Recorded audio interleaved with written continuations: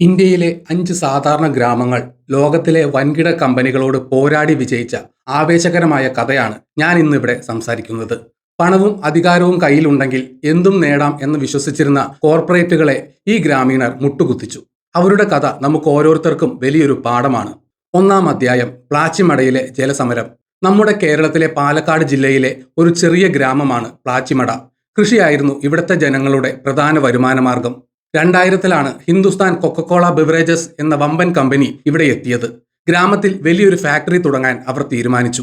നാട്ടുകാർക്ക് ജോലി ലഭിക്കുമെന്നും നാടിന് വികസനം വരുമെന്നും കമ്പനി വാഗ്ദാനം ചെയ്തു. പെരുമാട്ടി ഗ്രാമപഞ്ചായത്ത് അവർക്ക് അനുമതി നൽകി. ഫാക്ടറി പ്രവർത്തനം ആരംഭിച്ചു. ദിവസേന ലക്ഷക്കണക്കിന് ലിറ്റർ വെള്ളമാണ് കമ്പനി ഭൂമിയിൽ നിന്ന് ഊറ്റിയെടുത്തത്. ഏകദേശം 50ഓളം കുഴൽ കിണറുകൾ അവർ ഇതിനായി ഉപയോഗിച്ചു. മാസങ്ങൾക്കുള്ളിൽ തന്നെ ഇതിന്റെ ഫലം ഗ്രാമത്തിൽ കണ്ടു തുടങ്ങി. പ്ലാച്ചിമടയിലെ കിണറുകൾ വറ്റിത്തുടങ്ങി. ബാക്കിയുള്ള വെള്ളത്തിന് രുചി വ്യത്യാസം അനുഭവപ്പെട്ടു. വെള്ളം വെളുത്ത നിറത്തിലായി. കുടിക്കാൻ യോഗ്യമല്ലാത്ത രീതിയിൽ ആ വെള്ളം മാറി. തെങ്ങുകൾക്ക് വിളവ് കുറഞ്ഞു. നെൽപ്പാടങ്ങൾ വരണ്ടുപോയി. കമ്പനി പുറന്തള്ളുന്ന മാലിന്യങ്ങൾ വളമാണെന്ന് പറഞ്ഞ് കർഷകർക്ക് നൽകി. ഇത് മണ്ണിൽ ഗുരുതരമായ രാസമാലിന്യങ്ങൾ കലരാൻ കാരണമായി. ജനങ്ങളുടെ ആരോഗ്യത്തെ ഇത് ബാധിച്ചു. ദേഹമാസകലം ചൊറിച്ചിലും മറ്റസുഖങ്ങളും പടർന്നു പിടിച്ചു. ആദിവാസികളും കർഷകരും ഇതിനെതിരെ പ്രതികരിക്കാൻ തീരുമാനിച്ചു. മൈലമ്മ എന്ന സാധാരണക്കാരിയായ ആദിവാസി സ്ത്രീയായിരുന്നു ഈ സമരത്തിന്റെ മുന്നിൽ നിന്നത്. 2002 ഏപ്രിൽ 22-ന് പ്ലാച്ചിമടയിൽ സമരം ആരംഭിച്ചു. കൊക്കക്കോള വിരുദ്ധ ജനകീയ സമരസമിതി രൂപീകരിച്ചു. കമ്പനിയുടെ ഗേറ്റിന് മുന്നിൽ ഗ്രാമീണർ കുടിൽ കെട്ടി സമരം തുടങ്ങി. രാവും പകലും അവർ അവിടെ ഇരുന്നു.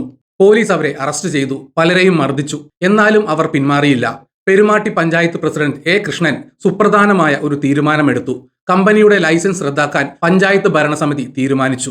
ഇത് വലിയൊരു നിയമ പോരാട്ടത്തിന് വഴിവെച്ചു. കുടിവെള്ളം ജനങ്ങളുടെ അവകാശമാണെന്നും അത് കച്ചവടം ചെയ്യാനുള്ളതല്ലെന്നും പഞ്ചായത്ത് വാദിച്ചു.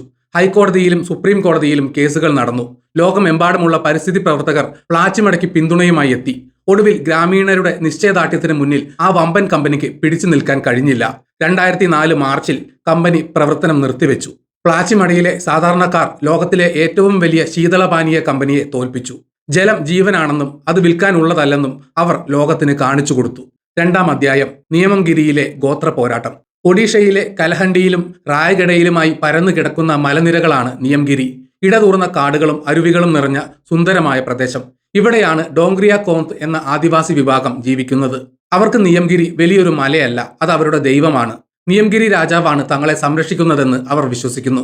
മലയിലെ മരങ്ങളും മൃഗങ്ങളും അവരുടെ ജീവന്റെ ഭാഗമാണ്. എന്നാൽ ഈ മലയുടെ ഉള്ളിൽ അമൂല്യമായ ബോക്സൈറ്റ് നിക്ഷേപം ഉണ്ടായിരുന്നു. അലൂമിനിയം ഉണ്ടാക്കാൻ ഉപയോഗിക്കുന്ന ലോഹമാണിത്. ലണ്ടൻ ആസ്ഥാനമായി പ്രവർത്തിക്കുന്ന വേദാന്ത റിസോഴ്സസ് എന്ന ഭീമൻ കമ്പനി ഈ ബോക്സൈറ്റിൽ കണ്ണുവെച്ചു. മല തുരന്ന് ഖനനം നടത്താൻ അവർ പദ്ധതിയിട്ടു. ഇതിനായി മലയടിവാരത്തിൽ ലഞ്ചിഗഡിൽ ഒരു റിഫൈനറി ഫാക്ടറി അവർ പണിതു. സർക്കാർ ഇതിന് അനുമതി നൽകി. ഖനനം തുടങ്ങിയാൽ തങ്ങളുടെ ദൈവം ഇല്ലാതാകുമെന്ന് ആദിവാസികൾ ഭയന്നു. മല ഇല്ലാതായാൽ തങ്ങളുടെ ജീവിതം നശിക്കുമെന്ന് അവർക്കറിയാമായിരുന്നു. ഡോങ്ക്രിയ കോന്തുകൾ ആയുധമെടുത്ത് പോരാടിയില്ല. പകരം അവർ തങ്ങളുടെ വിശ്വാസത്തിൽ ഉറച്ചു നിന്നു. അവർ മനുഷ്യ ചങ്ങല തീർത്തു. കമ്പനിയുടെ വാഹനങ്ങൾ അവർ തടഞ്ഞു. രാജ്യാന്തര തലത്തിൽ ഈ വിഷയം ചർച്ചയായി. ദ ട്രൂ അവതാർ സ്റ്റോറി എന്നാണ് ലോകം ഇതിനെ വിശേഷിപ്പിച്ചത്. പരിസ്ഥിതി പ്രവർത്തകർ ഒഡീഷയിലേക്ക് ഒഴുകി. നിയമ പോരാട്ടം സുപ്രീം കോടതിയിലെത്തി. 2013-ൽ സുപ്രീം കോടതി ചരിത്രപരമായ ഒരു വിധി പ്രസ്താവിച്ചു. ഖനനം വേണോ വേണ്ടയോ എന്ന് തീരുമാനിക്കേണ്ടത് അവിടുത്തെ ഗ്രാമസഭകളാണെന്ന് കോടതി പറഞ്ഞു. കാടിന്റെ അവകാശം അവിടുത്തെ ജനങ്ങൾക്കാണെന്ന് കോടതി വ്യക്തമാക്കി. തുടർന്ന് നിയംഗിരിയിലെ 12 ഗ്രാമസഭകൾ ചേർന്നു. എല്ലാ ഗ്രാമസഭകളിലും ആദിവാസികൾ ഒന്നിച്ചുകൂടി. സ്ത്രീകൾ ധൈര്യപൂർവ്വം എഴുന്നേറ്റ് നിന്ന് സംസാരിച്ചു. 12 ഗ്രാമസഭകളും ഏകകണ്ഠമായി ഖനനത്തെ എതിർത്തു. തങ്ങളുടെ ദൈവത്തെ വിൽക്കാൻ തയ്യാറല്ലെന്ന് അവർ ഉറക്കെ പറഞ്ഞു. ഈ ജനവിധി മാനിക്കാൻ കമ്പനിയും സർക്കാരും നിർബന്ധിതരായി. വേദാന്ത എന്ന ആഗോള ഭീമൻ നിയംഗിരിയിൽ നിന്ന് പിന്മാറി. കാടിന്റെ മക്കൾ തങ്ങളുടെ മണ്ണും ദൈവത്തെയും തിരിച്ചുപിടിച്ചു. 3-ാം അധ്യായം: പോസ്കോയ്ക്കെതിരെ ജഗത്സിംഗ്പൂർ. ഒഡീഷയിലെ തന്നെ ജഗത്സിംഗ്പൂർ ജില്ലയിലെ തീരദേശ ഗ്രാമങ്ങളാണ് ദിങ്കിയയും ഗോവിന്ദപൂരും. ഇവിടെയുള്ള ജനങ്ങൾ വെറ്റില കൃഷി ചെയ്താണ് ജീവിച്ചിരുന്നത്. മണൽ നിറഞ്ഞ മണ്ണിൽ അവർ പച്ചപ്പ് നിറഞ്ഞ വെറ്റിലത്തോട്ടങ്ങൾ ഉണ്ടാക്കി. നല്ല വരുമാനം അവർക്ക് ലഭിച്ചിരുന്നു. സമാധാനപരമായ അവരുടെ ജീവിതത്തിലേക്കാണ് പോസ്കോ എന്ന ദക്ഷിണ കൊറിയൻ ഉരുക്ക് കമ്പനി കടന്നു വന്നത്. ഇന്ത്യയിലെ തന്നെ ഏറ്റവും വലിയ വിദേശ നിക്ഷേപമായിരുന്നു പോസ്കോ പദ്ധതി. 52,000 കോടി രൂപയുടെ പദ്ധതി. ഇതിനായി വലിയൊരു ഉരുക്ക് ഫാക്ടറി നിർമ്മിക്കാൻ അവർ തീരുമാനിച്ചു. ഇതിന് ആയിരക്കണക്കിന് ഏക്കർ ഭൂമി ആവശ്യമായിരുന്നു. ഗ്രാമീണരുടെ കൃഷിഭൂമിയും വീടുകളും ഏറ്റെടുക്കാൻ സർക്കാർ തീരുമാനിച്ചു. തങ്ങളുടെ ഉപജീവനമാർഗമായ വെറ്റിലത്തോട്ടങ്ങൾ നശിപ്പിക്കാൻ ഗ്രാമീണർ സമ്മതിച്ചില്ല. അവർ പോസ്കോ പ്രതിരോധ സംഗ്രാം സമിതി രൂപീകരിച്ചു. 2005-ൽ സമരം ആരംഭിച്ചു. കുട്ടികളും സ്ത്രീകളും മുതിർന്നവരും തെരുവിലിറങ്ങി. ഭൂമി വിട്ടുതരില്ലെന്ന് അവർ ശപഥം ചെയ്തു. പോലീസും ഗുണ്ടകളും ഗ്രാമത്തിലേക്ക് ഇരച്ചു കയറി. ഗ്രാമീണർ ഗ്രാമത്തിന് ചുറ്റും വേലികൾ കെട്ടി. പോലീസിനെ ഗ്രാമത്തിലേക്ക് കടക്കാൻ അവർ അനുവദിച്ചില്ല. സ്ത്രീകൾ ശംഖൂതിക്കൊണ്ട് സമരമുഖത്ത് നിരന്നു. അവർ പൊരുവെയിലത്ത് നിലത്ത് കിടന്ന് പ്രതിഷേധിച്ചു. ലാത്തിചാർജുകൾ ഉണ്ടായി, വെടിവെപ്പുകൾ ഉണ്ടായി. പലർക്കും പരിക്കേറ്റു. കള്ളക്കേസുകളിൽ കുടുങ്ങി പലരും ജയിലിലായി. എങ്കിലും അവർ പിന്മാറിയില്ല. 12 വർഷത്തോളം ഈ പോരാട്ടം തുടർന്നു. ലോകത്തിലെ ഏറ്റവും വലിയ ഉരുക്ക് കമ്പനികളിൽ ഒന്നാണ് പോസ്കോ. അവർക്ക് സർക്കാരിന്റെ പൂർണ്ണ പിന്തുണയുണ്ടായിരുന്നു. പക്ഷേ സാധാരണക്കാരായ കർഷകരുടെ ഇച്ഛാശക്തിക്ക് മുന്നിൽ അവർക്ക് അടിതെറ്റി. ഭൂമി ഏറ്റെടുക്കാൻ സാധിക്കാതെ വന്നതോടെ പദ്ധതി നീണ്ടുപോയി. ഒടുവിൽ 2017 പോസ്കോ ഔദ്യോഗികമായി പിന്മാറുന്നതായി പ്രഖ്യാപിച്ചു. അവർക്ക് നൽകിയ ഭൂമി സർക്കാർ തിരികെ വാങ്ങി. ആഗോള മൂലധനത്തിനുമേൽ കർഷകരുടെ വിജയം എന്നാണ് ഈ സംഭവം വിശേഷിപ്പിക്കപ്പെട്ടത്. തങ്ങളുടെ മണ്ണിൽ ജീവിക്കാനുള്ള അവകാശം ചോര ചിന്തി അവർ നേടിയെടുത്തു. 4-ാം അധ്യായം കൊടൈക്കനാലിലെ മെർക്കുറി വിരുദ്ധ പോരാട്ടം. തമിഴ്നാട്ടിലെ മനോഹരമായ വിനോദസഞ്ചാര കേന്ദ്രമാണ് കൊടൈക്കനാൽ. ഇവിടെ ഹിന്ദുസ്ഥാൻ യൂണിലിവർ എന്ന ബഹുരാഷ്ട്ര കമ്പനിയുടെ ഒരു ഫാക്ടറി പ്രവർത്തിച്ചിരുന്നു. തെർമോമീറ്ററുകൾ നിർമ്മിക്കുന്ന ഫാക്ടറിയായിരുന്നു അത്. തെർമോമീറ്ററിൽ ഉപയോഗിക്കുന്ന മെർക്കുറി, അതായത് രസം, അതീവ അപകടകാരിയായ ഒരു ലോഹമാണ്. ഫാക്ടറിയിൽ നിന്ന് പുറന്തള്ളുന്ന മെർക്കുറി മാലിന്യങ്ങൾ ശരിയായ രീതിയിൽ സംസ്കരിക്കാതെ കമ്പനി പുറത്തേക്ക് തള്ളി. കൊടൈക്കനാലിലെ കാടുകളിലും മണ്ണിലും ഇത് കലർന്നു. ഫാക്ടറിയിലെ തൊഴിലാളികൾക്ക് ഇതിന്റെ ദോഷഫലങ്ങൾ അനുഭവപ്പെട്ടു തുടങ്ങി. പലർക്കും വൃക്കരോഗങ്ങൾ വന്നു. പല്ലുകൾ കൊഴിഞ്ഞുപോയി. തൊലികൾ അടർന്നുപോയി. നിരവധി തൊഴിലാളികൾ ചെറുപ്പത്തിൽ തന്നെ മരണപ്പെട്ടു. അവരുടെ കുട്ടികൾക്ക് പോലും ജന്മനാ വൈകല്യങ്ങൾ ഉണ്ടായി. തുടക്കത്തിൽ കമ്പനി ഇത് സമ്മതിച്ചില്ല. പരിസ്ഥിതി പ്രവർത്തകർ നടത്തിയ പരിശോധനയിൽ ഫാക്ടറിക്ക് പുറത്ത് മെർക്കുറി അടങ്ങിയ ഗ്ലാസ് ചില്ലുകൾ കണ്ടെത്തി. 2001 ഫാക്ടറി അടച്ചുപൂട്ടി. എന്നാൽ തൊഴിലാളികൾക്ക് അർഹമായ നഷ്ടപരിഹാരം നൽകാൻ കമ്പനി തയ്യാറായില്ല. ഇതിനെതിരെ വലിയൊരു ജനകീയ പ്രക്ഷോഭം തന്നെയുണ്ടായി. മുൻ തൊഴിലാളികൾ സംഘടിച്ചു. അവർ കമ്പനിയുടെ ആസ്ഥാനമായ മുംബൈയിലും ലണ്ടനിലും വരെ പോയി പ്രതിഷേധിച്ചു. ചെന്നൈയിൽ നിന്നുള്ള ഒരു മ്യൂസീഷ്യൻ കൊടൈക്കനാൽ വോണ്ട് എന്ന പേരിൽ ഒരു റാപ്പ് ഗാനം ഉണ്ടാക്കി. ഇത് ഇന്റർനെറ്റിൽ വൈറലായി. ലോകം മുഴുവൻ ഈ പ്രശ്നം ശ്രദ്ധിച്ചു. യൂണിലിവർ സിഇഒയുടെ ശ്രദ്ധയിൽ വരെ ഇതെത്തി. 15 വർഷക്കാലം നീണ്ട നിയമ പോരാട്ടത്തിനൊടുവിൽ 2016 കമ്പനി മുട്ടുകുത്തി. തൊഴിലാളികൾക്ക് നഷ്ടപരിഹാരം നൽകാൻ അവർ സമ്മതിച്ചു. കോടതിക്ക് പുറത്തുവെച്ച് ഒത്തുതീർപ്പുണ്ടാക്കി. ഒരു വൻകിട കമ്പനിയെ തങ്ങളുടെ തെറ്റ് സമ്മതിപ്പിക്കാൻ സാധാരണക്കാരായ തൊഴിലാളികൾക്ക് സാധിച്ചു.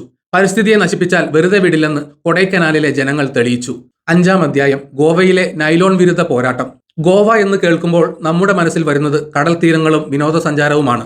എന്നാൽ 90കളിൽ ഗോവ വലിയൊരു ജനകീയ പ്രക്ഷോഭത്തിന് സാക്ഷ്യം വഹിച്ചു. അമേരിക്കൻ കമ്പനിയായ ഡ്യൂപോണ്ട് ഗോവയിലെ പോണ്ട താലൂക്കിലെ കേരി എന്ന ഗ്രാമത്തിൽ ഒരു ഫാക്ടറി തുടങ്ങാൻ തീരുമാനിച്ചു. നൈലോൺ 6 എന്ന കൃത്രിമ നൂൽ നിർമ്മിക്കുന്ന ഫാക്ടറിയായിരുന്നു ഇത്. ഈ ഫാക്ടറി വന്നാൽ വലിയ തോതിൽ രാസവസ്തുക്കൾ ഉപയോഗിക്കേണ്ടി വരുമെന്ന് ഗ്രാമീണർ മനസ്സിലാക്കി. ഇത് പ്രദേശത്തെ വെള്ളത്തെയും വായുവിനെയും മലിനമാക്കും. ഗോവയുടെ പ്രകൃതി ഭംഗി നശിക്കും. കേരി ഗ്രാമത്തിലെ ജനങ്ങൾ ഇതിനെതിരെ സംഘടിച്ചു.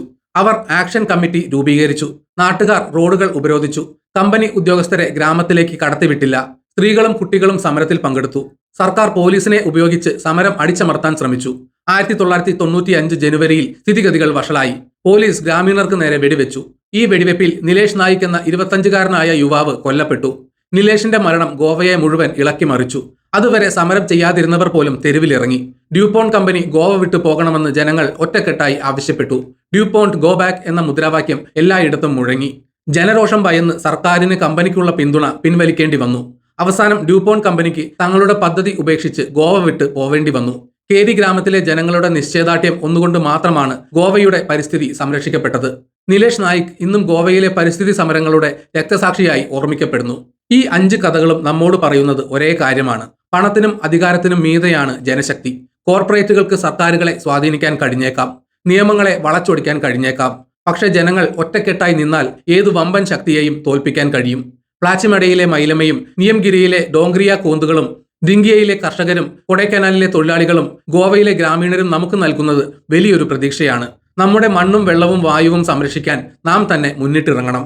വികസനത്തിന്റെ പേരിൽ എന്തും ചെയ്യാമെന്ന കോർപ്പറേറ്റുകളുടെ ധാർഷ്ട്യത്തിനേറ്റ കനത്ത പ്രഹരമാണ് ഈ വിജയങ്ങൾ. ഈ ഗ്രാമങ്ങൾ ഇന്ന് ചരിത്രത്തിന്റെ ഭാഗമാണ്. വരും തലമുറകൾക്ക് ഈ കഥകൾ ആവേശം നൽകും. അനീതിക്കെതിരെ പോരാടാൻ ഈ കഥകൾ നമുക്ക് പ്രചോദനമാകട്ടെ. സത്യത്തിന് വേണ്ടിയുള്ള പോരാട്ടത്തിൽ വിജയം എന്നും ജനങ്ങൾക്കൊപ്പമായിരിക്കും.